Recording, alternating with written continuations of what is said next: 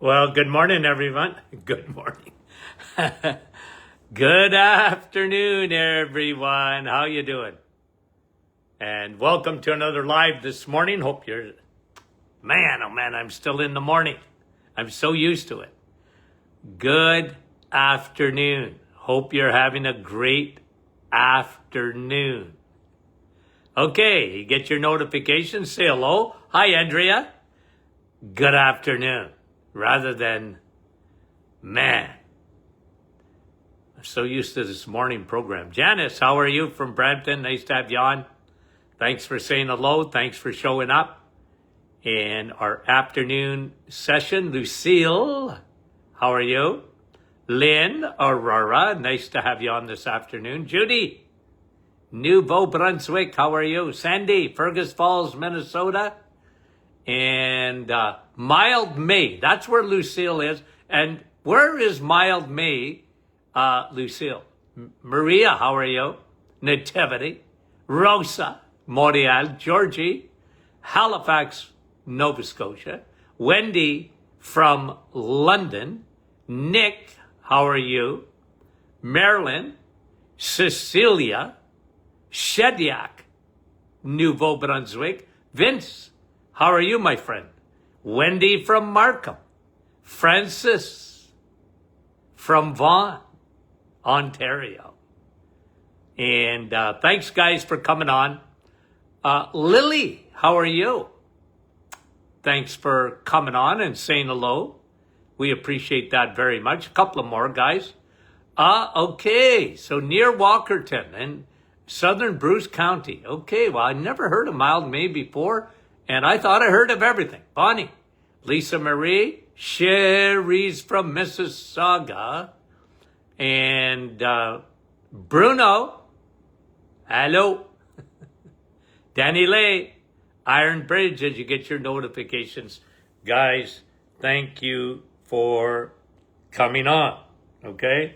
Thank you for coming on and saying hello, guys. Okay. So let me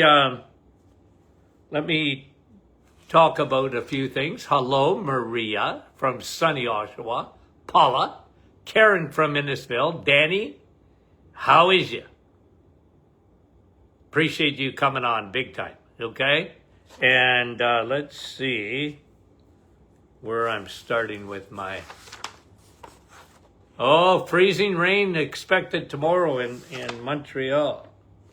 Okay, where was I going to start here?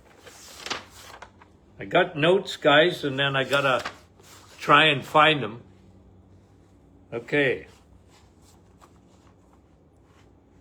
One of the things that I talked about last week, I just mentioned because somebody asked me another question about it, is selenium, okay? And when it comes to the thyroid, we always talk about iodine, and rightly so, okay? Don't think that iodine isn't significant, okay? It really is significant for your thyroid. But a lot of people, they never knew this, is selenium. And we talked about it last week because selenium is sort of a forgotten mineral. Your thyroid don't work properly, and what people don't realize, and if I asked you a question, why, okay, can you eat tuna? Okay, if I ask you that question, why can you eat tuna? Like tuna it's a big fish. And they've tested all this, that, tuna, because it's a bigger fish, has more mercury in it. But why is it not dangerous if it has more mercury in it? Selenium. Yeah. Selenium detoxes the mercury. Selenium, and one of the ways selenium works is by elevating your glutathione.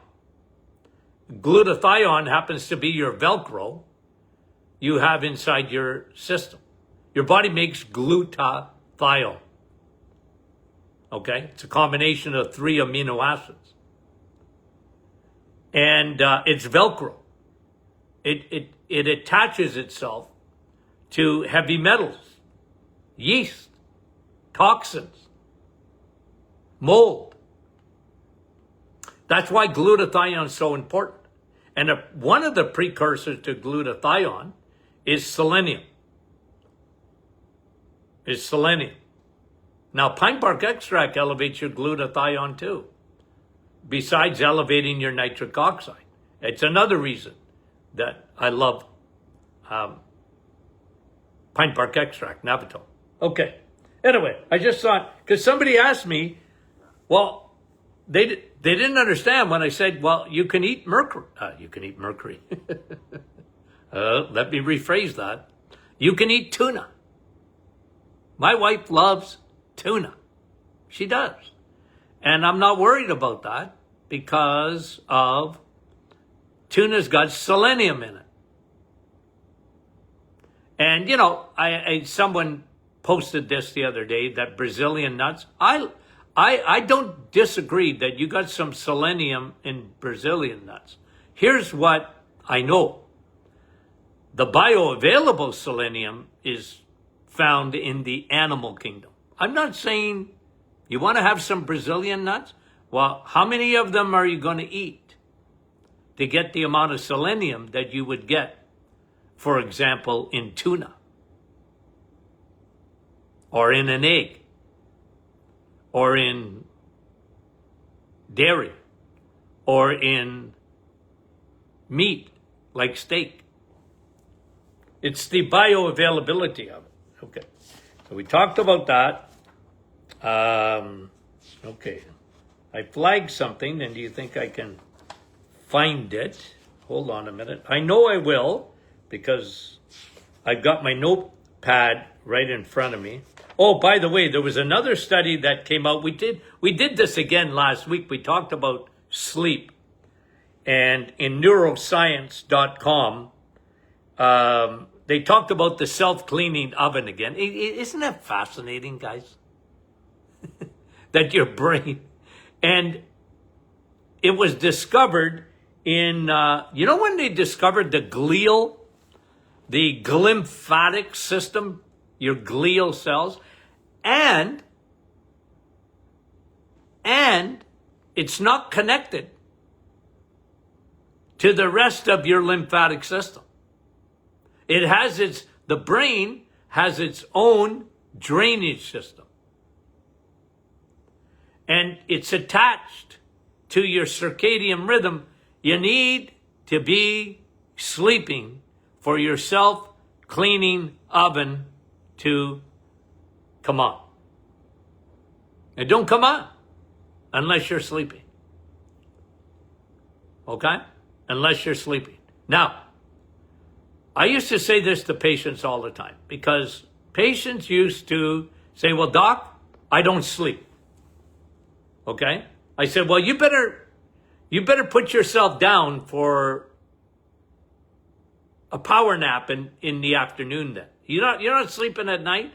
Do a power nap. And by the way, I suggest a power nap for every individual on the planet. If you can do it, do it. Because, you know, temporarily, your self-cleaning oven will come on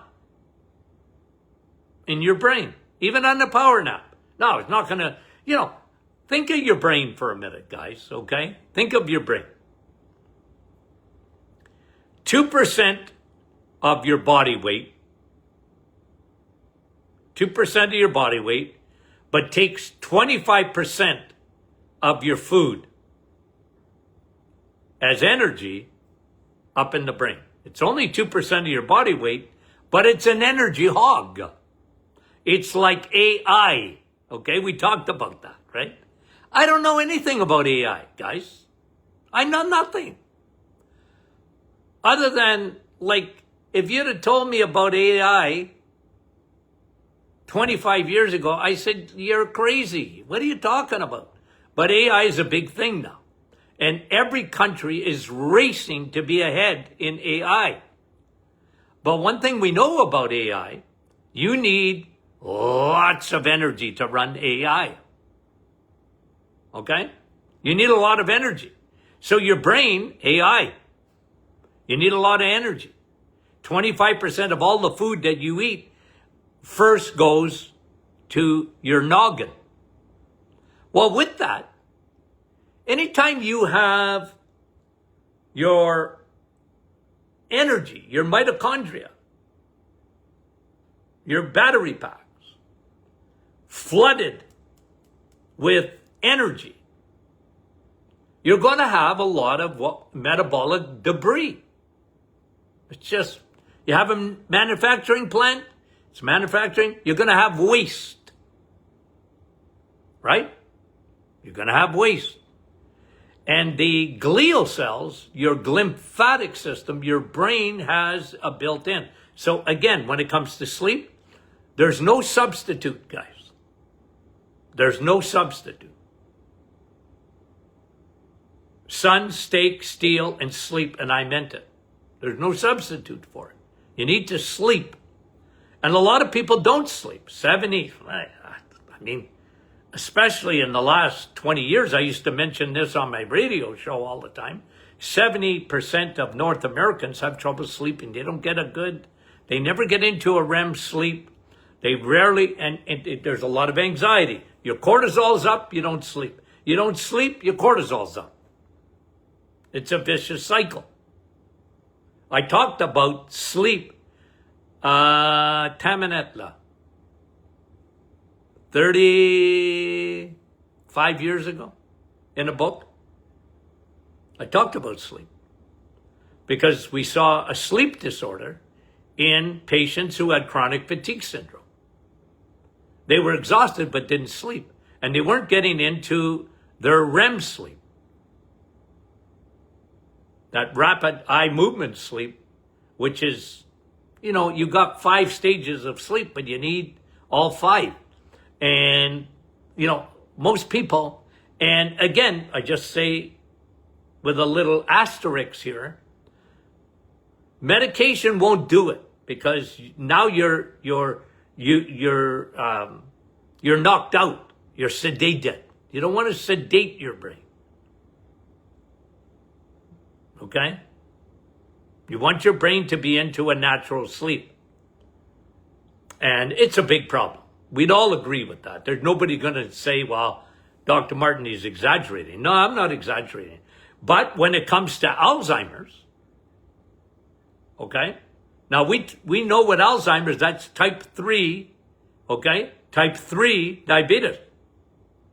So sugar is the biggest problem. Insulin's the biggest problem. But the lack of sleep and the lack of debris. Okay? Because if you look at a brain, an Alzheimer's brain, okay? If someone calls you fathead, you take it as a compliment. Because your brain is made up of fat, and a healthy brain has got lots of fat. An Alzheimer's brain, on MRI, it shrinks like a prune. And one of the things, not only oxidative damage, but when you don't get rid of that debris, and like I said, your lymphatics are not attached to the rest of your lymphatics. It's their own, discovered in 2012. We didn't even know. I didn't know the brain had its own self-cleaning oven. Anywho, okay, I was laughed at.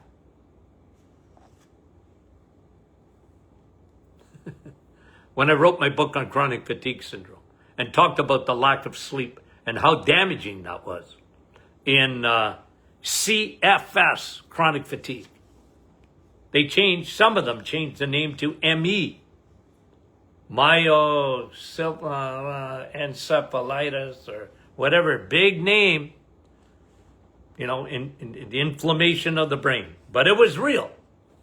And I wrote about it. I talked about cortisol and I talked about sleep way back when.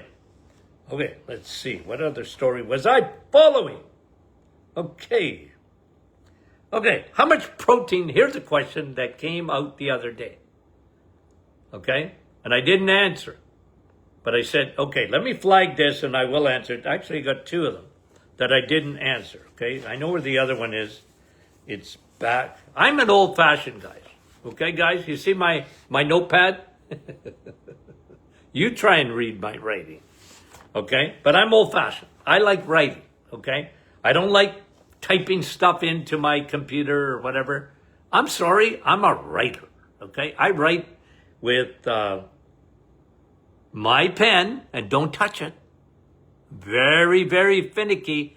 Don't touch my pen. You want a pen? Okay, but don't take mine. I like my pen. And I like my yellow, what do they call that? Foolscap, or what do they call that? Legal paper, or I don't know what they call it, but I like that too. Okay. Now, somebody asked, how much protein do you need? Look, I'm into measuring some stuff. Like if you ask me how much water do you need, I'll tell you 99.9% of the population needs 64 ounces or 2 liters of water a day. Okay? I'll tell you that right away. I'll tell you the sweet spot of coffee. 4 cups of coffee, and it's science. It's science. You get the best results, 4 cups of coffee a day. So to say that I don't measure, I measure. But when it comes to protein, I don't measure. Some people do. How many grams of protein is in there? I don't know, and I don't care. All I want my audience to know, what I wanted my patients to know, was protein was king. Protein was the king of the castle out of your 3 groups of food. Okay? Protein was the king of the castle, and carbs were the dirty rascal compared to protein. So you have protein, fat, and you have carbohydrates. What I love in the animal kingdom, guys, what I love in the animal kingdom, you give me an egg. What do you have in an egg? Well, you got protein. Big time. You got fat. Big time. Very good. You got saturated fat. Yeah, it's good for you. Okay? Now, meat. You got protein. You got fat. The way you're supposed to eat food, guys. You got dairy, protein, fat. No carbs. Like, you look at yogurt, for example, but a full-fat yogurt, like Greek plain yogurt. Okay? What do you got? Read the label. Oh, you got a lot of protein. You got fat. Don't get fat-free yogurt. And you got a little bit of carbs because dairy has some sugar. You have the lactose. You got sugar, toast, O-S-E. You got some sugar in there, but it's naturally occurring. It's very minimal.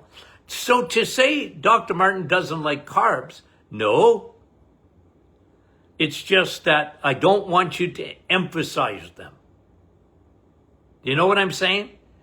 No, because they're, compared to protein, they're the dirty rascal. Protein is the king of the castle. But I really like the combination of protein and fat. Now, do I measure? No, I don't measure. I refuse to when it comes to that. You understand it. Okay? I don't like to limit people. If you want to have, for example, you know this because we talk about this a lot, is when it comes to weight loss, Okay, I had a weight loss clinic. Never, ever, ever did I count calories. I just didn't do it. You wanted to count calories? You came to the wrong clinic, I used to tell people. You want to measure? I want to measure you, because we're going to measure you. And I'm much more interested in your body burning off fat than burning off muscle. I said, if you stop and, like I'll give you for an example, Dr. Bernstein, okay, the Bernstein weight loss clinics, 600 calories and B12 shots. Now, I like the B12 shots. I did. That's why, again, guys, when it comes to your metabolism, vitamin B12 is very essential. Dr. Bernstein knew that if he gave you a B12 shot once a week, it would help with weight loss. But no wonder you were eating 600 calories a day. That's a mouse. But when you don't count, okay? When you don't count, because my goal was for people to change fuels. I wanted them to change their fuel from mostly carbohydrate, breads and pastas and noodles and rice and cereals and juices and store-bought milk and that kind of stuff. I wanted people to change that. I said, that's the fuel you live on. Oh, Dr. Martin, it's whole grain. I heard that a million times. It's whole grain. It's oatmeal. Isn't that good? Nah, it's good if you're a horse. But you don't happen to be a horse. So oats ain't for you. Okay? Yeah, but Dr. Martin, what about steel cut? Steel cut. I said, no, sun steak and steel. Have bacon in the morning. Better for you than steel cut oatmeal. Bacon's a lot better for you. So are sausages. A lot better for you. Because our biggest problem in society today is insulin. It's insulin.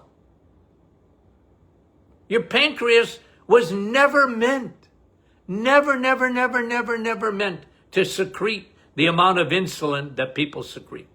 Your pancreas was never ever meant for your body to live on carbohydrates. Your pancreas was never meant for the 200 pounds of sugar that the average North American consumes a year. A dump truck load of sugar. And then especially, your pancreas was never meant, and your liver was never meant to be storing the amount of fructose. You're not a bear. You're not going into hibernation. A bear will eat up to 30,000 blueberries to fatten up. And that goes right to its liver. And then when the liver is full, it starts producing an enormous amount of fat so that the bear can sleep for several months. You're not a bear. And then they changed the sugar to high fructose corn syrup, for heaven's sakes. I was screaming, John the Baptist in the wilderness, don't do it. Don't eat it. My degree in nutrition taught me that fructose was broken down differently. It makes a beeline for your liver. And if you want to have an orange, you'll never hear Dr. Martin say, well, you shouldn't be eating an orange. You want to have an orange? Have an orange. Don't drink it. You want to have an apple? An apple a day keeps no, it don't. A steak a day keeps the doctor away. An egg a day keeps the doctor away. Not an apple. Okay? Although you can have an apple. You want to have an apple? Have an apple. Just don't drink it. Don't go to Starbucks and drink their whatever. They make up those concoctions with fructose. Don't do it. Okay. You guys, I know you got the memo. But a lot of people, we have new people on all the time. Every day we get new audience. And I'm a repeat guy. It's good for me to repeat. I need to hear it. I was saying to someone the other day, because they said, "Oh, Doc, you were aiming at me." I said, "Well, before I aimed at you, I was talking to me." I can't give good teaching unless I talk to me first. Okay? You know when they point your finger at someone? Seems to me I got 3 pointed back at me. That's the way it ought to be. Because I try and live, guys, what I teach you, I try and live by that. I really do. I practice what I preach. And so, how much protein? Well, I don't care. I don't. One thing about protein, you have bacon in it, and they've proven this 1,000 times, by the way. Okay? If you have bacon and eggs in the morning, okay? Ham and eggs, sausage and eggs, okay? Whatever the way you like it, right? They measured leptin and ghrelin. They measured this. They know exactly what's happening. When you have bacon and eggs compared to toast, compared to cereal for breakfast,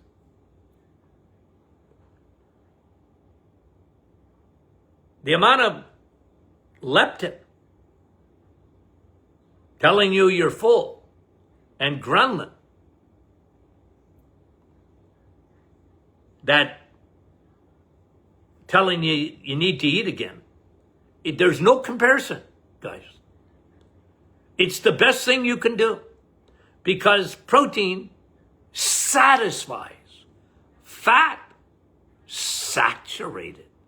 See, they look at fat, okay? I'm going to show you fat here. Let me get it out because I have it right on my table here. I've got a prop right in front of you, okay? I'm going to show you fat. Okay? There's a pound of fat. Doc, I only lost 5 pounds. You lost a lot of fat. And if you eat the right food, you are burning fat. That's why it's not calories. Because if you starve yourself on 600 calories a day, you'll lose weight. But you're not going to lose fat. You're going to lose muscle. And you don't want to lose muscle. That's the problem with Ozempic. And that's the problem with Wegovy or whatever stinking they call it, V. That's the problem. Because the second you stop, and most people do after a year, too many side effects, they stop. They can't handle it. And they stop, and guess what happens? Guess what happened with Dr. Bernstein's weight loss clinic? Why didn't I do that? Why didn't I do I could have done that. Give everyone, you come in, you get weighed. They used to come in once a week anyway.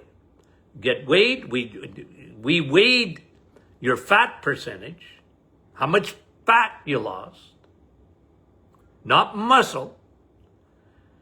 And we'd pump up your tires. I could have done the Bernstein thing. I knew what it was. You eat 600 calories a day, okay? And You come in every week for a B12 shot. Oh. Well, what happens when you stop that? You're not going to Bernstein's weight loss clinic the rest of your life. What happens when you stop?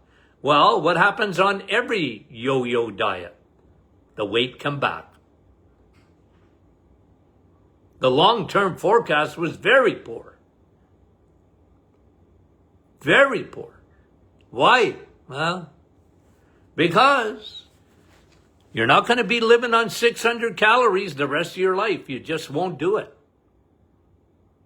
You're not going to be going to get a B12 shot in a doctor's office every week. You just won't do it. And I wouldn't recommend that for anybody, by the way. I'd recommend the B12, but I wouldn't recommend 600 calories.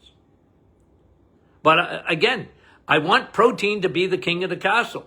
And when I say protein, you got fat coming with it, because I believe in animal protein. It's far superior to any protein anywhere. It's far superior to the plant kingdom. And it comes with fat. Isn't that wonderful? Yeah. You can call me fathead anytime. I love it when you say it. Okay, guys. Okay. We got,